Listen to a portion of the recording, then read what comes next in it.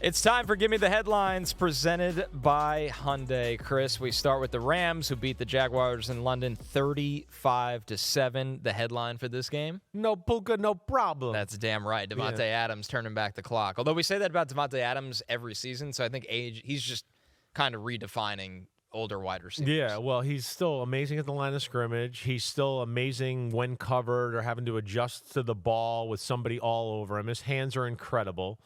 And then, yes, normally he's not going to be asked to run a lot of deep routes. He's going to be the intermediate, short passing game guy, but he's still got enough speed to scare you down the field.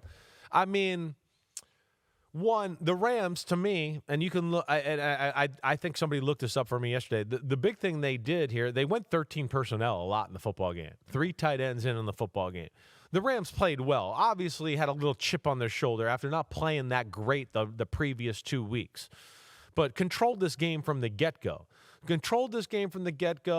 Found out how they wanted to attack the Anthony Campanile Jaguar defense. I think they bring in the 3 tight ends like we've talked about before to simplify kind of a creative, blitzy type of defense in Jacksonville. 3 tight ends usually calms that down, so he does a great job with that, Matthew Stafford and McVay. But they knew, it seemed like early on, what they wanted to attack with this Jaguars defense, and they made some big plays down the field. And I think coupled with that and the fact that the Jaguars were sloppy as hell, Trevor Lawrence was errant with throws. Trevor Lawrence at times lacks feel for the game compared to the top quarterbacks in football. And then you couple on a lot of bad penalties and sloppy play from Jacksonville. That's how you get your ass whooped 35-7 over in London. To your point about the Rams, 13 personnel 40% of the time. Isn't that incredible? For context for people, you see 13 personnel on a grouping chart. I mean, it could be anywhere from 2% to 10 or 10. 12. I mean, teams just it's a look. It's not a way you live. They basically lived in it in this game at 40%. What's crazier to me, Chris, they threw out of it over 46% of the time. See, that to me is what makes me think they did it to limit the crazy blitzes and some of the things they said. Like, if we get in this, they'll be simple, and now we know the coverages we're going to get, and we're going to attack off of that, and they had a good day. Stafford, the 5 touchdowns, none of them are like wowing, but yet they were all kind of wowing because they were down there in the red zone, flick of the wrist, put the ball in a tight window to Davante Adams, only where he could get it. I mean, it was stuff like that, and they got the run game going a little bit. So that was a big win. The Rams, I think, back on track, certainly, and I think the Rams are one of the better teams in the NFC. Jacksonville, man, you win a game against the Chiefs, and then you play 2 stinkers in a row here as far as against Seattle and against the Rams. And now they're going to have to fight to get back in the picture in the AFC South and, of course, stay alive in the AFC playoff race altogether. Sean McVay is now 3-0 in international games. Did you see that they spent the week, I believe, in Baltimore? I know they were on the East Coast. Right. But they didn't arrive to London until the day before. It's kind of cool. Very unconventional. Yeah. He's always got a great feel for the team and how to handle things. Yeah. And I'm sure he talked to players, and they just went, hey, let's just go there. We'll fly high on adrenaline. We'll go in there. We'll whoop some butt. We got the week off next week, and we'll catch up on our sleep. Exactly right. Yeah, so the Jags now, the second straight loss after starting the season 4-1. One of many teams that they've kind of just hit a little bit of a skid here. Hit a lull. They'll have to readjust. Right. It's a tough one for them. The next one, oh, boy, the blowout of the week. The Chiefs beat the Raiders 31-0. I feel like you got a good one for this. Well, the silver and whack, because it ain't the silver and black. That stuff looks whack right now out there in Las Vegas. Definitely. I mean, that was by far the biggest ass whooping in the NFL this year. The Chiefs gave up at the end of the third quarter. Stop playing. With a minute left in the third quarter, they're like, all right, guys, hey, we're done. We'll start to throw in the water boy and everybody to play against you guys. See if you guys can score against them. I mean, it was literally that point. I think, though, something we've been all over on here is the Chiefs have an elite short passing game. And we've seen ever since they've kind of gone, let's go to the short passing game and be elite there, everything has started to take off. Because as we always talk about, when you're elite at one thing or something, a team has to start to bend to that. And they have to go, oh, my gosh, we're going to get killed that way. So we got to do something.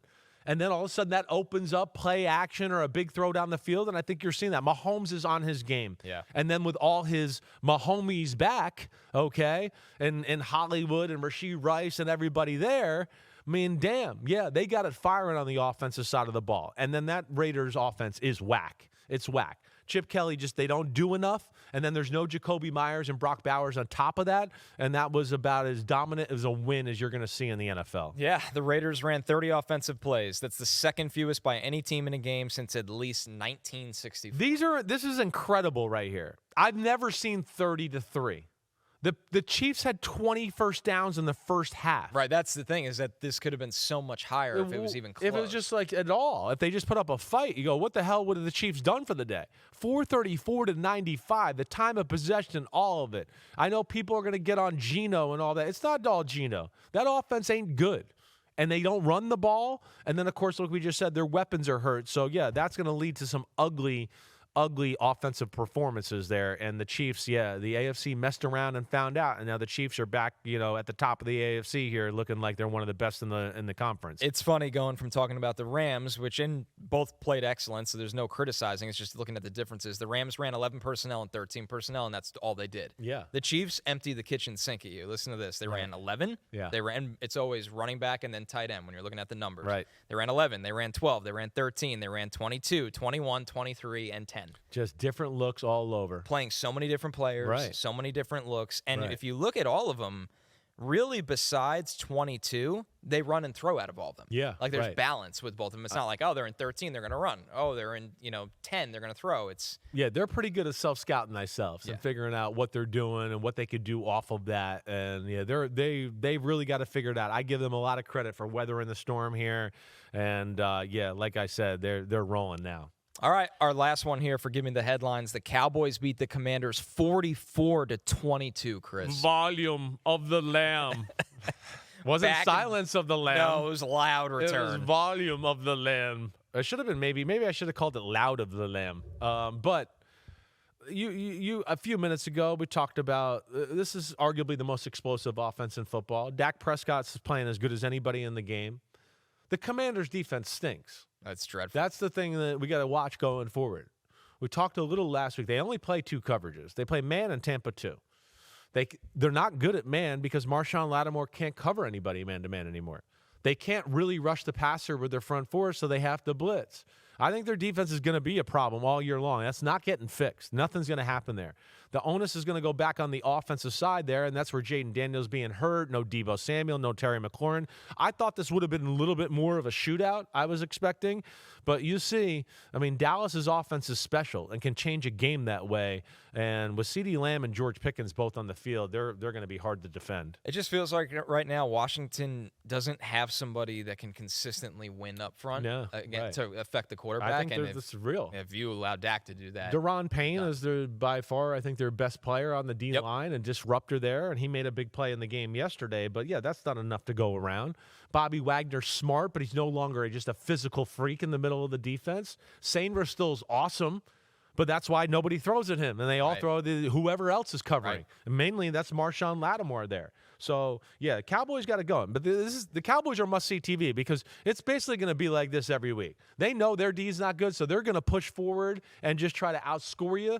And they can, because of that, it's fun to watch. Exactly. Listen to this stat on Dak. 18 straight wins in home division games. Yeah, that's amazing. That ties Brett Favre for the second longest streak since the 1970 merger. No surprise, Tom Brady has this for 20 straight, but Dak's coming. Dak is coming. Dominant. Right. That's dominant. It's really and I know Washington hasn't been a Super Bowl team, but they've been relevant. We've seen them in the playoffs and that. To have that stat, and it's not like Dallas has been that dominant as a football team either. So that's where it's kind of incredible that he could have his way with one team like this. Obviously, the news that we'll be following all week, Jaden Daniels left this game in the third quarter with a hamstring injury. So that's a big one right now. We'll keep an eye on it as this division gets more interesting by the week. That was Give Me the Headlines, presented by Hyundai. Yo, homies, it's time to watch some games. That's right. We're on to the NFL season here with Chris Simms Unbuttoned. Hit subscribe to get our weekly picks, Sunday night recaps after every game, and much, much more. Thanks for watching.